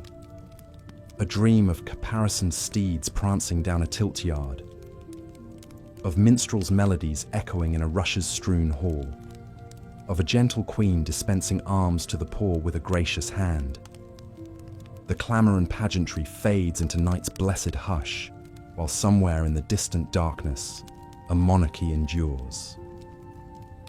As the sun set over the medieval kingdom, the castle grew quiet and still. The day's labours complete, the monarch and their court retired to their private chambers to unwind and prepare for the night ahead. For royalty, even these intimate moments maintained an air of refinement and ritual. Servants would assist the king and queen in changing out of their finery and into their sleeping attire. Luxurious nightgowns and robes of fine linen or silk, perhaps trimmed with delicate lace or fur, were donned. A chambermaid would brush out the queen's long hair with slow, soothing strokes until it shone like spun gold in the flickering candlelight. The king might sit pensively by the fire, sipping a goblet of warm, spiced wine as a page removed his shoes. These private quarters were the ultimate sanctuary, where royalty could let their guard down, away from prying eyes. Here, in the innermost chambers, the trappings of wealth and status were more understated. Tapestries depicting serene gardens and religious scenes adorned the walls, while plush carpets cushioned the stone floors. The massive canopied bed was piled high with embroidered pillows and blankets, an inviting cocoon promising a restful night's sleep. Before retiring, the monarch might linger over private correspondence at their writing desk, or pore over state documents one last time. A confessor would arrive to hear the royal confession and offer a blessing. Finally, with a weary sigh, the king and queen would slide into bed and draw the heavy velvet curtains closed around them, shutting out the world. As sleep descended, one wonders what filled the dreams of these powerful rulers. Did they envision victories on the battlefield, grand castles rising from their kingdoms, their legacy stretching through the centuries? Or perhaps in sleep, they were simply ordinary men and women, rejoicing, grieving, hoping, and loving just like any other. Kings and paupers alike look peaceful in slumber, the burdens and blessings of their lives temporarily forgotten. Though we often imagine royalty living in unimaginable splendor, in truth their lives were an inseparable blend of pageantry and privacy, responsibility and repose. To peer through the gates of a castle is to realize that within those thick stone walls, behind the crowns and gowns, beat hearts not so different from our own. The storied walls of England's Leeds Castle could tell such tales of royal humanity, for this moated manor hosted many medieval monarchs over the centuries. Built in 1119 by the Norman lord Robert de Crèvecoeur, Leeds passed into royal ownership under King Edward I in 1278. This Castle of Queens, Queen of Castles, as it was known, became a favourite retreat of Edward's queen, Eleanor of Castile. Eleanor was renowned for her beauty, intelligence, and fierce devotion to Edward. A Spanish princess, she wed the English prince at the tender age of 13 and stood loyally by his side as he ascended to the throne and fought wars in Wales and Scotland. Together, the royal couple had an impressive 16 children, securing the Plantagenet dynasty. Tragedy struck in 1290 when, travelling to join Edward on campaign, the 49-year-old Eleanor fell ill with a quartan fever. The king rushed to her bedside at the manor of Harby, but there was nothing to be done. As Edward cradled his beloved wife, Eleanor slipped away, leaving the king utterly bereft. "I loved her tenderly in her lifetime," Edward lamented. "I do not cease to love her now she is dead." In his all-consuming grief, the king erected 12 elaborate stone crosses at each place Eleanor's funeral procession stopped on its journey from Lincoln to London. The Eleanor crosses were Gothic masterpieces, soaring monuments to an extraordinary queen and an enduring royal love.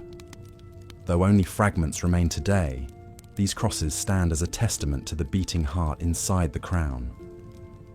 For all their wealth and power, the royals of medieval times were not immune to the joys and sorrows that comprise mortal life. They too suffered losses and delighted in triumphs, experienced despair and found hope renewed. Next time you gaze upon a crumbling castle or weather-worn statue, remember the human stories, the laughter and the tears, woven into the very fabric of history. As we wander through the dreamscape of the past, we find connection with our royal predecessors, not in their crowns and castles, but in our common humanity. And so, we bid good night to the kings and queens of old, knowing we share one thing above all, the need for rest at the end of a long day.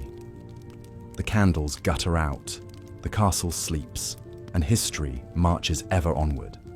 Good night, dear viewer, and may your dreams be as sweet as a royal lullaby from long ago. As we delve deeper into the lives of royalty during the Middle Ages, it's worth exploring the unique lifestyle they led, one of immense privilege, but also of isolation and expectation. Kings and queens were seen as embodying the highest ideals of nobility, chivalry, and sanctity. They were meant to be exemplars of virtue, piety, and leadership for their subjects to admire and emulate. However, behind the castle walls, monarchs were often more human than the lofty image presented in the history books.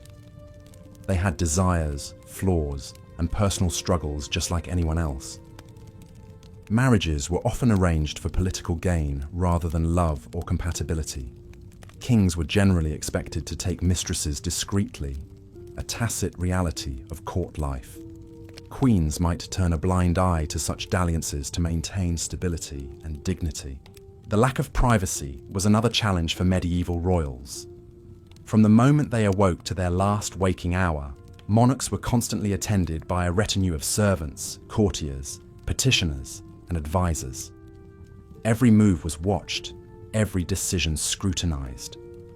A ruler's time was rarely their own. They lived in service to their role and the realm. The pressure to project an image of strength, justice, wisdom, and largesse was unrelenting. Perhaps no ruler embodied these tensions more than the 12th century Queen Eleanor of Aquitaine. Born the wealthy heiress to a vast duchy in France, Eleanor first married King Louis VII at age 15. Beautiful, strong-willed, and highly educated, she was more than a typical political pawn. Eleanor even joined Louis on the Second Crusade to the Holy Land, leading her own troops as an Amazonian figure. However, the pious Louis grew resentful of Eleanor's more worldly ways. After 15 years, their marriage was annulled on grounds of consanguinity. But Eleanor's story was just beginning. Within weeks, she wed the young Count Henry Plantagenet, who shortly became King Henry II of England, once Louis's vassal and rival.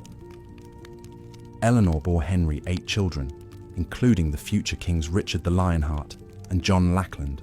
As Queen of England, Eleanor fashioned herself a cultivated, cunning player on the world's stage. She was the matriarch of the vast Plantagenet Empire, spanning England and much of France.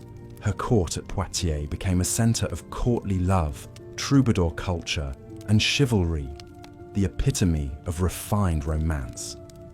For all her influence and intrigue, Eleanor spent 16 years under house arrest when she supported her sons in a revolt against Henry. Ever resilient, she re-emerged after Henry's death, ruling as regent in Richard's absence. Eleanor's long, tumultuous life showcases the fine line medieval queens had to walk. Though constrained by their gender and role, the most brilliant found ways to carve out agency and influence. They were politicians, patronesses, diplomats, and dynasts, shaping the course of kingdoms, even as they navigated the prescribed boundaries of courtly behavior. The great Angevin family discord also points to the precarity of even the most powerful royal houses. The privilege of birth was no guarantee of an easy life. Monarchs were beholden to many, to the nobility and gentry whose support they required, to the religious authorities who conferred legitimacy, to the common people who could revolt if pushed too far. Balancing all these interests while trying to impose their own will was a tightrope act. Perhaps that is what makes the royalty of the Middle Ages so enduringly fascinating. These were flawed individuals, shouldering the weighty expectations of their bloodline and station. We can trace the grand arcs of history through their lives, their triumphs and failures, their loves and losses. But we can also find glimmers of more recognizable humanity, parents trying to raise children, couples navigating the complicated dance of arranged intimacy, leaders striving to wield power while keeping their souls. In the final assessment, the royal life was as much of a gilded cage as a pedestal. The lavish trappings of monarchy came with hidden thorns. Every sumptuous feast was underlaid by the spectre of poisoning. Each glorious military campaign risked capture or death far from home. The beautiful ceremonies and rituals masked a life of constant performance. Even a king or queen's bedchamber afforded little true privacy or escape from their duties. So while the pageantry and power of royalty exerts an eternal allure, we might also spare a thought for the human beings beneath the crowns, trapped in the machinations and intrigues that the hands of history had dealt them. Their exalted positions did not inure them from tragedy, heartbreak, or the knowledge that their personal legacies would be the stuff of chronicle and memory for centuries to come. It was a rarefied existence, privileged beyond measure, but also binding and burdensome in its way. As we conclude our journey through the lush, dramatic, but also surprisingly human annals of medieval royalty, one might feel both a sense of distance from and kinship with these storied sovereigns of old. The world they inhabited was in many ways impossibly different from our own, steeped in strange traditions and striking inequities. And yet, when we look past the ermine-trimmed robes and jeweled crowns, we find familiar struggles, hopes, and imperfections.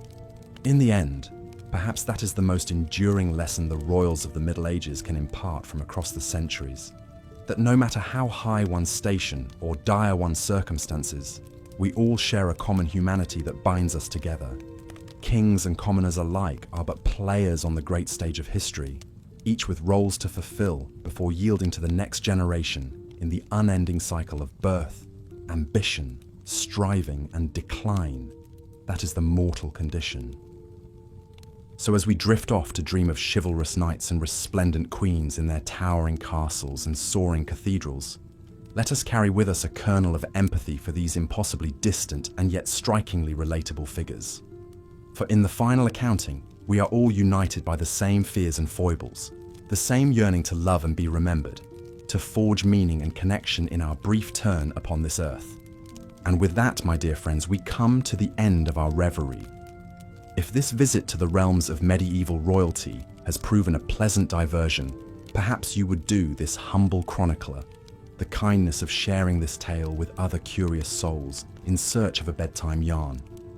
Your interest is the most treasured coin in our storytelling coffers.